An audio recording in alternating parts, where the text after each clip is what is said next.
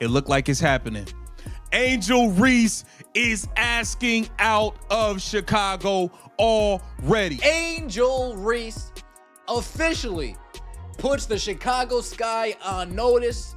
We're not doing the same thing this offseason that we did last offseason. Stop bringing me bums to play with. Angel Reese just told the Chicago Tribune that she's not settling for another disappointing year and demanded the Chicago Sky go out and get the best players in the league to surround her. Bold words, but here's the twist. Reese currently leads the WNBA in turnovers despite missing weeks of action, struggles to finish even routine layups, and just got herself suspended. She's calling for an overhaul of her teammates, but maybe it's her that Chicago really needs to move on from. So here's the big question. Is Angel Reese one of the biggest hoaxes in WNBA history, especially when you compare her to Caitlin Clark? Drop your thoughts in the comments. Are you riding with Clark, the baby goat, or Reese, the baby giraffe? Let's see what Angel Reese had to say. I'm not settling for the same shit we did this year. Oh boy. Reese told the Tribune, we have to get good players. We have to get great players.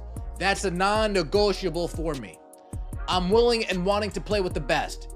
And however I can help to get the best here, that's what I'm going to do this offseason. So it's going to be very, very important this offseason to make sure we attract the best of the best, because we can't settle for what we have this year. Overhaul this. Imagine demanding your teammates be replaced, only to end up as the one your franchise might be ready to cut loose. That's exactly the mess Angel Reese created after her explosive comments to the Chicago Tribune. She didn't hold back, flat out declaring that she wasn't settling for the same and insisting the Sky bring in good players and great players as a non-negotiable condition for her future in Chicago.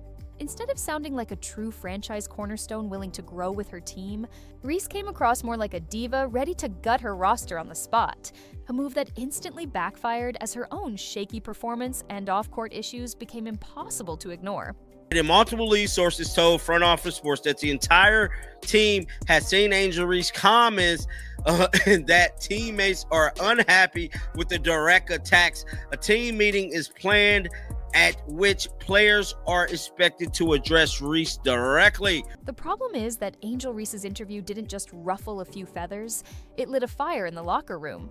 Reports say her comments infuriated both teammates and veterans across the league, to the point where the Sky had to hold an actual team sit-down just to deal with the fallout. That's not what a healthy team looks like. That's damage control. Think about it. You haven't proven yourself as a star yet, but suddenly the entire roster needs a meeting because of your mouth? That's not leadership, that's dysfunction, and it's the kind of thing that makes franchises seriously question who they're building around. Can't rely on Courtney to come back at that age that she's at, Reese said. I know she'll be a great asset for us, but we can't rely on that. We need someone probably a little younger with some experience, somebody who's been playing the game and is willing to compete for a championship and has done it before. Courtney Vandersloot, by the way, two-time WNBA champion, 5-time All-Star, 2-time All-WNBA first team, left the New York Liberty, a championship caliber team, to come help out the Chicago. Oh, damn. Oh, damn. Oh, dang. Oh, dang. It's all right, Courtney. Of all Angel Reese's comments, the ugliest shot came at Courtney Vandersloot. Despite Vandersloot being sidelined all season with an ACL injury, Reese brushed her off in cold, dismissive terms, implying she was simply too old to be part of the Sky's present or future. That cut deeper than she realized, because Vandersloot isn't just any player. She's a championship-winning veteran point guard and one of the best floor generals the WNBA has ever seen.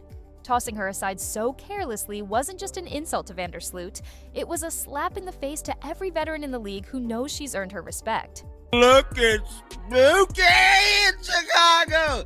Instead, Reese said she doesn't believe her teammates Rachel Berman or Haley Van Lith are capable of leading them to the leading the playoff team. Guard Ariel Atkins is another player on the Sky roster with WNBA championship experience. We are aware of it, Marsh stated. And here's where the irony really takes over, because the Chicago front office had already bent over backwards to build around Angel Reese. Let's not forget, they sacrificed Sonia Citron, a rising star who's in the middle of the Rookie of the Year race and already made an all-star team in her first season, just to bring in Ariel Atkins. That was supposed to be the win-now move Reese wanted, pairing her with proven veteran talent. But instead of showing gratitude, Reese turned around and acted like the staff and roster were never good enough. You can't slam the organization for not trying when they literally gave up a potential franchise cornerstone just to cater to you. We need great players, and I don't know what that will attract that. Maybe the practice facility will attract that. We'll see. But I think the priority is being able to convince free agents that this is an organization that is going in the right direction. I think, honestly, it would be a leap of faith for a great player to come here and show that this is something that they want to be a part of, and we can bring that championship mentality. A leap of faith to think that a great player would want to come to Chicago. Oh boy. It would have been bad enough if Angel Reese had only taken shots at the veterans, but she didn't stop there. Even younger teammates like Hailey Van Lith got caught in the crossfire, with Reese implying the entire roster was either too old, too mid, or too soft. In one swoop, she managed to alienate both sides of the locker room. Veterans felt disrespected, younger players felt dismissed, and suddenly, the one person who was supposed to be a unifying star became the common enemy. Reese wanted the team to rally around her vision, but instead, she turned all that frustration directly onto herself. It's not all her fault. Her teammates stink. They gotta catch that, right?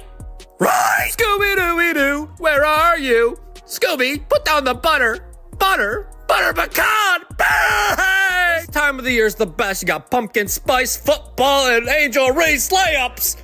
Bang! Final play of the game, Angel Reese clutch Gene. Womp, womp. That's my Barbie! And when you look at Angel Reese's on-court impact, it's easy to see why this whole power play backfired. If you're going to put yourself above the rest of the roster, you'd better be dominating every night. Instead, Reese became the one out of sync, the piece that didn't fit into the very system she wanted to reshape. The harsh reality? Chicago's biggest problem might not be the roster she criticized.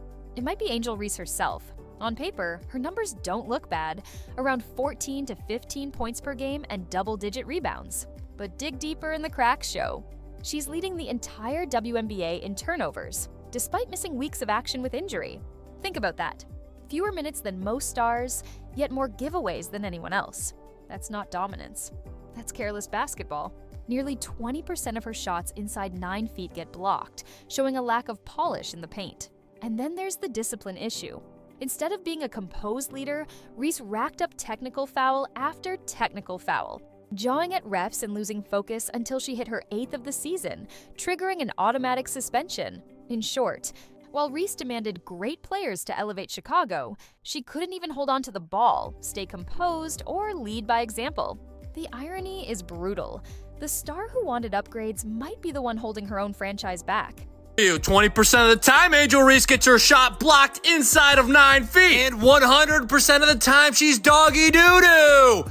Burn! Give it to the lady in orange. Uh-oh, you're out. Simon didn't say. 101 turnovers in 26 games for our 2K cover. She's a stat stuffer. Bang! At least she always brings the boom. I'll see. And that suspension didn't come on some random Tuesday. It landed right before a crucial showdown with the Indiana Fever. Fans had circled that matchup for weeks, a heated rivalry between Chicago and Indiana that the league itself was hyping up. But instead of taking the court, Angel Reese knocked herself out of it, not from injury, not from rest, but for striking Aaliyah Edwards in the head during a rebound battle. Intentional or not, the refs saw enough, and the league had no choice but to hand down the suspension. That wasn't just a personal embarrassment, it was a direct hit to her own team, right when they needed her most. Yet Reese hit that disciplinary threshold faster than any player should, picking up her 8th technical foul of the season, which by league rule meant an automatic 1-game suspension. And watching the bottom of your screen.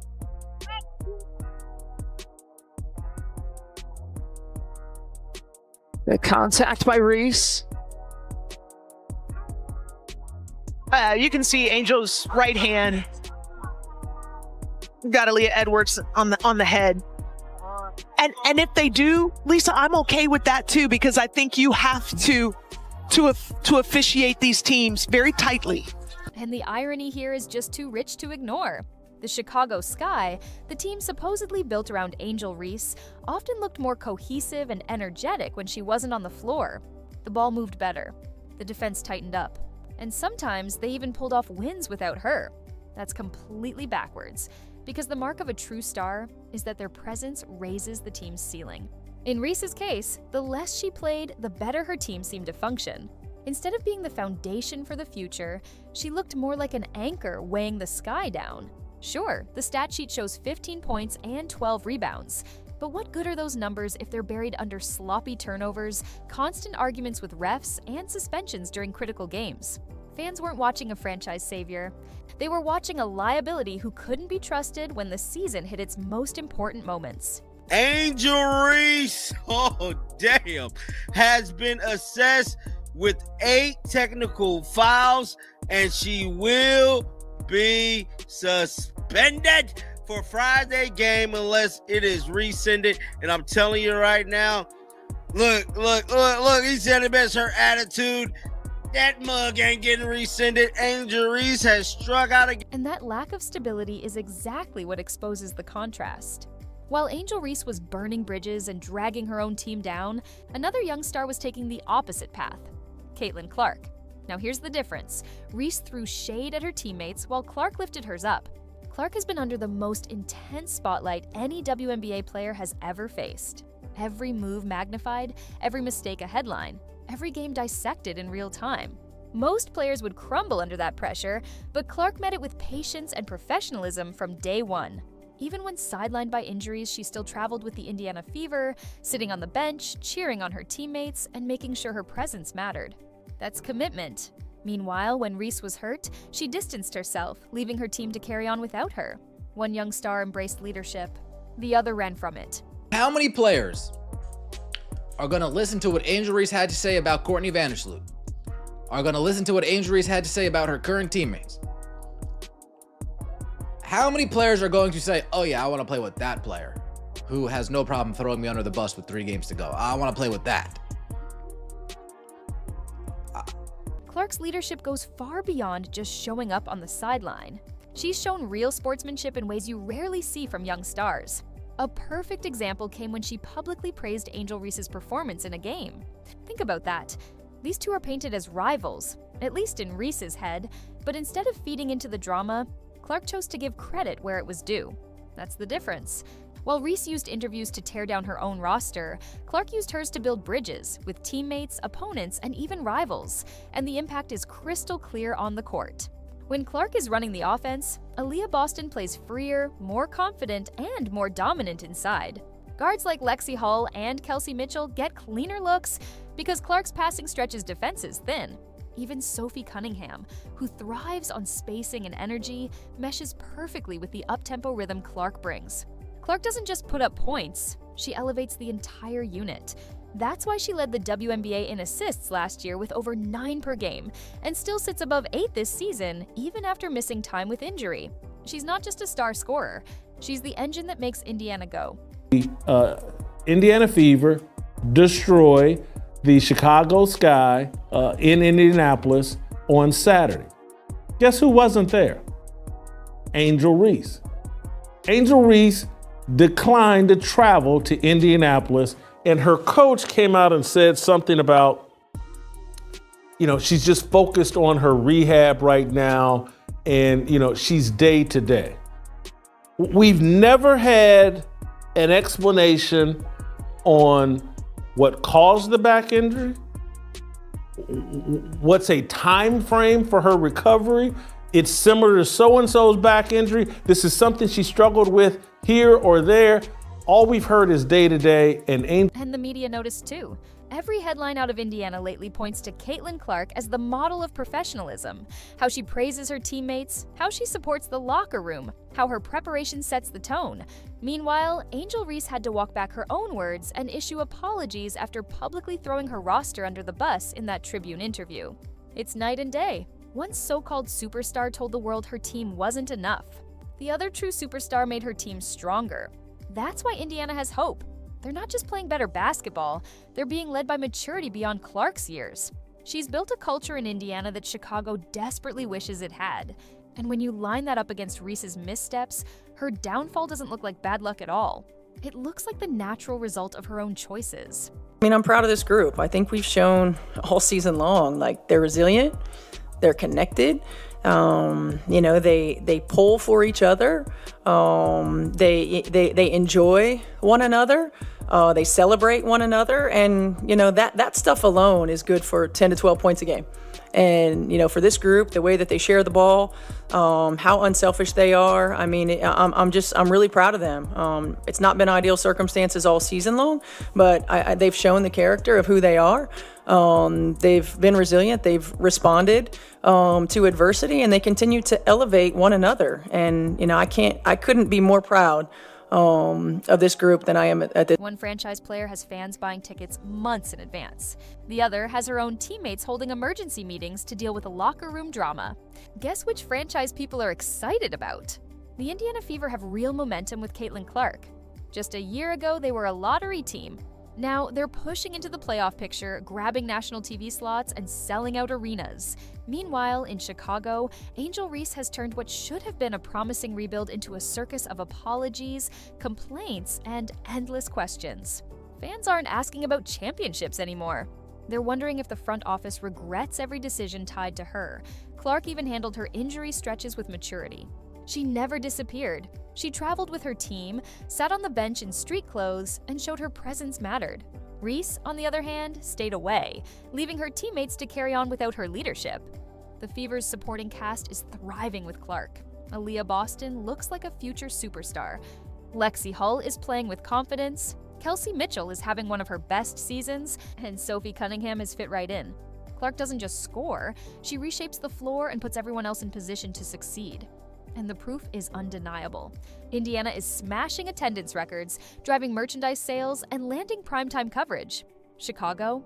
Stuck with a 10-30 record, suspension headlines, and a frustrated fanbase watching chaos instead of progress. Clark's professionalism is the reason veterans want to play with her.